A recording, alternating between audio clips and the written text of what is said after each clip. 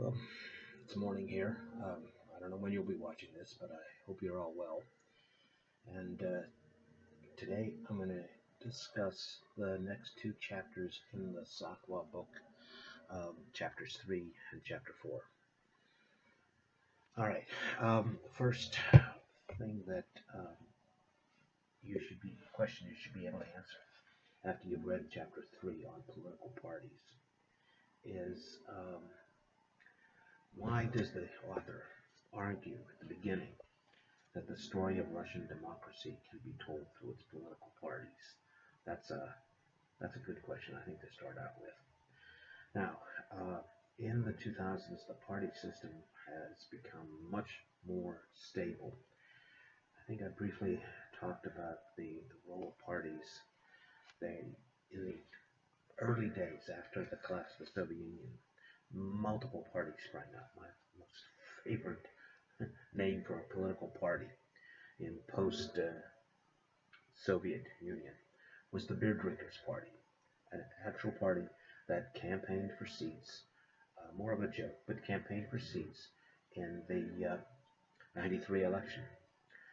But parties came and went, people got elected, they changed the names of their parties, they were very ephemeral. And this chapter will talk a little bit about that.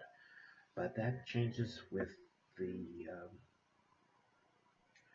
the 99 election with the role of unity, and then the subsequent elections, the election for president, etc. But the parties became much more stable, and you need to know why that is.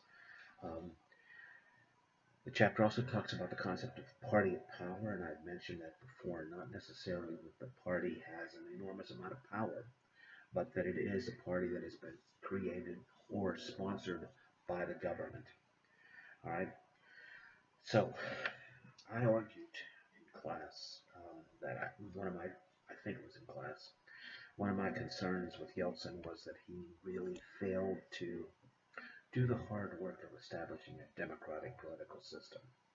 He overthrew, stood up against the coup, stood up against the communists in parliament, but really never helped build a really effective democratic system. And I think although many of you may not even be members of political parties in the United States anymore, most of you are probably independents, lots of young people your age are, parties are important for a political system. So as you read the first section on the period 91 to 2003, be able to explain some of the reasons why the party system was undeveloped in the early days of the post-Soviet period. Then be aware of Henry Hale's discussion of parties on page 40, where he talks about the parties as so-called party substitutes, organizations, entities that carried out the function of parties. Know what he means by that and have an example in mind. Also, that section ends with a discussion of what are the most distinctive facts of the party development system in Russia. All right. The next page on 41 talks about the main features of the party system that exist when Putin came to power, and you should know what those are. That's a short little section there. So pay attention to that. The next section talks about the emergence of a dominant party system, and certainly that's what unity that evolves into United Russia helps to do that. So, be able to answer a question on why the Kremlin chose to build a dominant party system, and why could not Yeltsin build a dominant party system, given his success in the 1993 constitutional crisis, etc. Why was there no dominant party system built? And there's an explanation for that in the chapter. Then the chapter goes on to talk about United Russia, the dominant party, and what are some of the characteristics of an authoritarian dominant party? That's discussed in the section. And pay attention particularly, because this word will keep coming up, to coalition. The author argues that a dominant party system is a coalition of pro-regime allies. And I think this is important because I know I've said before when we discussed the Soviet Union that I dislike the term totalitarianism, totalitarianism, and that's because that seems to imply absolute total control by a individual or a political party with no dissent. Um, and while that was the goal of the Communist Party, they never could achieve that. There were always disagreements on policy matters. There were unofficial factions within the party. Political leaders, as they rose up, brought their allies with them, and sometimes they disagreed with other political leaders. So coalition building has always been a characteristic of Russian politics. And as we look at the Putin system, particularly, um, Putin is a prime example of a balancing politician. He seems to be able to balance multiple um, factions within his dominant electoral coalition. And so, as the book talks about pro-regime allies, and Putin is, in some ways, the indispensable man of the current Soviet system, but he's not totally dominant. He's not a Stalin. He is more balanced and playing his allies off against each other. All right. And then, since this little section here is still on United Russia, being able to list what are some of the important benefits to the Kremlin of having a dominant party. All right. The next section talks about United Russia and the electorate. Um, and what are, the question you should come away from this is, what are some of the important elements of United Russia's popularity that are not, as the author says, attributed to authoritarian manipulation? So obviously, the regime, the leadership of the regime is going to try to manipulate the parties. That's a given. But he also goes on to explain some other ways that United Russia can be popular and then help to support the regime. All right, there's a couple terms that you need to know. Catch-all party. What is a catch-all party? That's clearly an interesting term. And then it talks also about United Russia's electoral strategy, clientism. So what is clientism? What does that mean? Why is that important?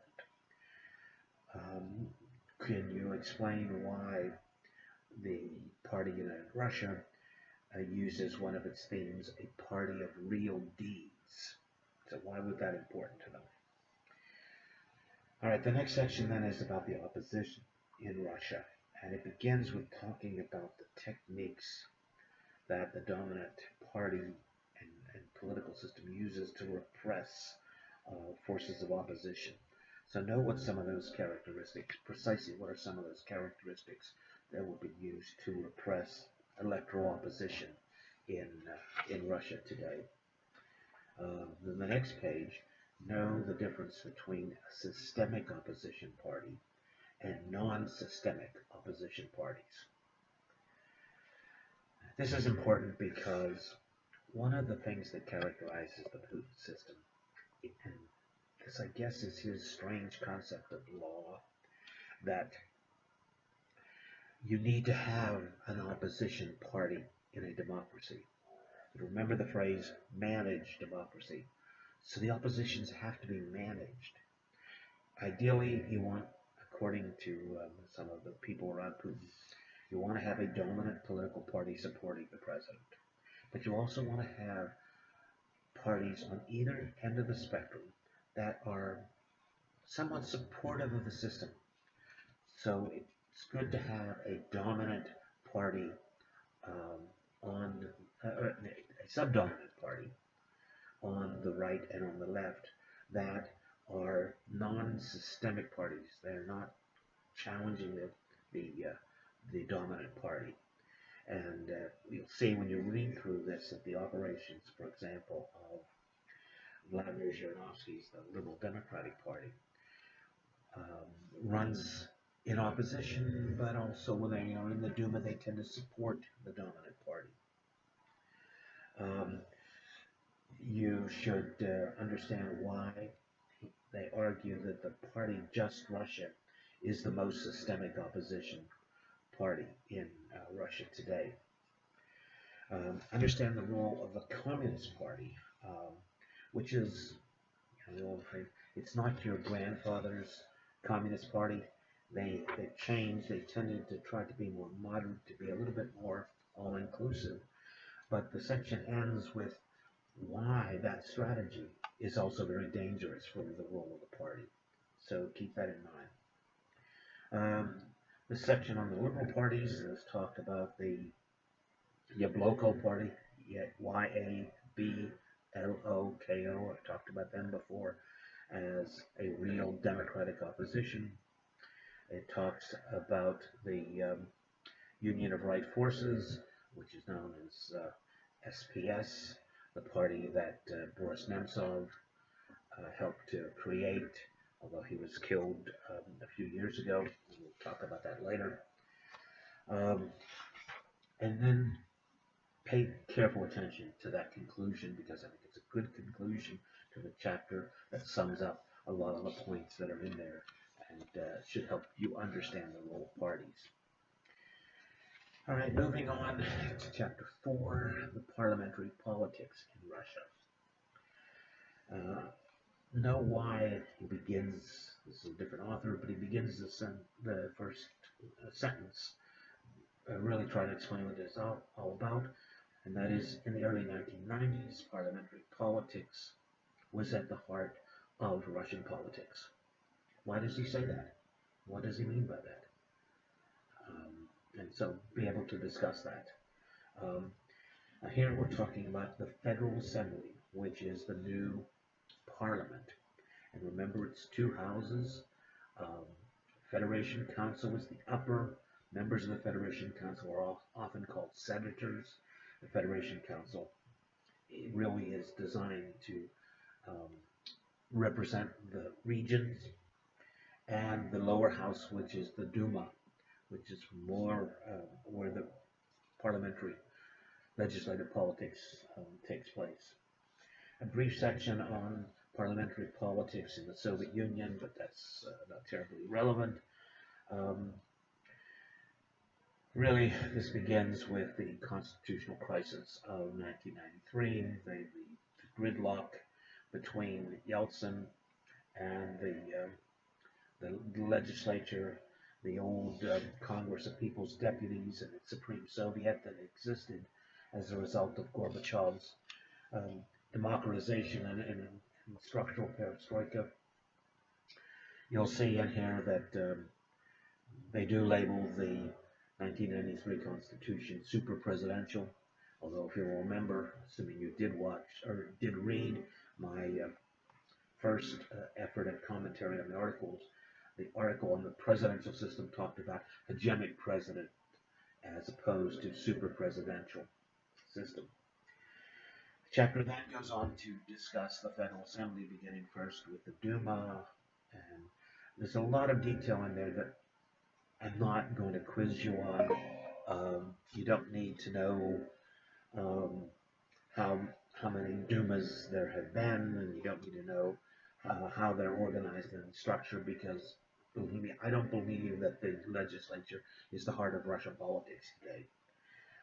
So read that for general information, but I'm telling you now what you ought to be concentrating on. And yet, on page 58, he talks about it is difficult to overstate the importance to the Kremlin of securing a pro-executive majority in the State Duma. Why is that important? Understand that even if the Duma is not a true legislative organization the way we expect it in the West, why is it important that the leadership in the Kremlin, when we say the Kremlin, we are talking about the president and his administration, is the executive office. Why is it important that the Kremlin want that pro-executive majority in the Duma? All right. The Federation Council is the next thing that is talked about. That is largely the upper chamber, the upper house. Um, as it says in the book, that it's meant to give a venue of expression to regional voices at the national level decision-making process. Again, the process of who can have seats in the Federation Council has changed over time, as particularly as the president has assumed more control and pretty much now has come, and if you read this, you'll understand why, to dominate the upper house. The next section is about the process of lawmaking, the inputs and the outputs. Again, I don't think that's terribly interesting, but he does bring a concept there called gatekeepers, and um, that might be something that you should understand. What does he mean by gatekeepers? All right. One of the reasons, if the legislature is not that terribly important in terms of policy making, particularly with the rise of the dominant party, um, why would people want to be members of the Federal Assembly? And he does discuss in here what are the incentives for members. Why do you want to be a member of this body? And so I expect you to know what those would be.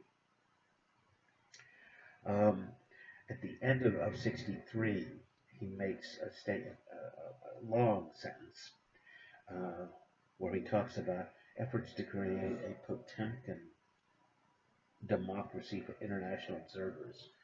This, hopefully you remember the concept of the Potemkin village, these fake facade villages that were created by Catherine the Great's lover, Count Potemkin, just to show to her or prove to her that her people were happy and how they loved her, etc. It's this false.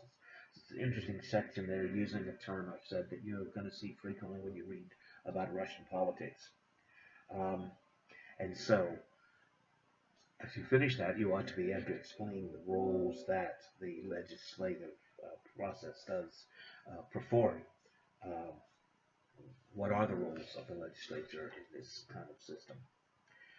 Pay attention particularly to the section on 64 with the recent parliamentary developments, because that's the most current, some of the changes that will take place. And as you read through that section, if you've read the whole chapters, you're now coming to the end, you'll read through this, you'll see how these changes have taken place over time. And particularly important is, again, the conclusion, because it raises it summarizes the main points. Um, it talks about the roles and functions of the parliament. It spells them out. So if I ask you something about that, you ought to be able to give me specific examples. All right. So that's a rather brief, but hopefully I've hit all the highlights, the points that interest me in terms of these two chapters. And then there will be more of these videos. The next video that I upload will be about Vladimir Putin. I'll start with the overheads that I have sent you. And we'll go through that page by page, a few pages at a time, because it really is effective to have 20 to 30-minute videos uploaded. That's the best way to do that. I don't know if I said this before, I made one video, an hour-long video, and I could not get that to upload. So I'm going to break the videos down to 20 to 30 minutes. It's everything that you'll be getting from me in the future. However, I noticed that not a lot of you have been looking at the videos, and so hopefully you'll do that, because I'm trying to highlight the key points so you really do get an understanding of contemporary Russian politics. And that is one of the reasons most of you said you wanted to take this course. I know this has been a kind of screwy, crazy semester. But also another factor is that in the exam, the points that I'm highlighting on these videos are going to be the points that I'm going to be asking you. and I will give you a review sheet. Again, there'll be a lot of terms, and I'll have specific questions from the Sakwa book and from the book on Putin. So you really do need to be reading. If you have any questions about any of this material, please email me. I'm not going to be going into detail on the book, The New Czar, because I think that's pretty straightforward, and that material will be covered by the subsequent lectures. So I hope you're all healthy, you're staying safe, um, staying distant, as we certainly are, and in a day or so I'll be sending more, so keep checking that my channel, it seems ridiculous to say that, my channel on YouTube for more of these videos. And remember, I do check my email every day, and so get back to me if you have any concerns. Alright, that's it for now, and be sending you another one soon. Bye now.